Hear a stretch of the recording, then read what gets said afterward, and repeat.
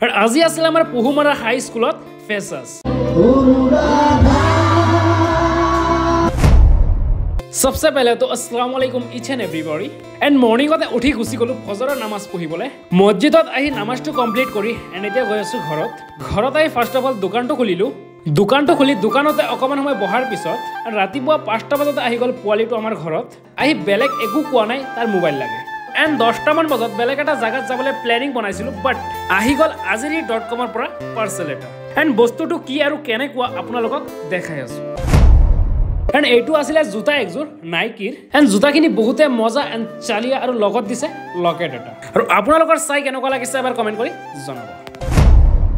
and evening 3:30 মান বজাত আমি আইছিলো পহুমৰা হাই স্কুলত আৰু ইয়াতে হৈ আছিল 2025 ফেচাছ এন্ড ইয়াতে 5 মিনিট মান সময় ৰখি আমি গুছি গৈছিলো বেলেগ এটা লোকেশনত হেতু চাবৰ কাৰণে পেজটো ফলো কৰিবলৈ নাপাহৰিব আজিৰ কাৰণে মানে বাই বাই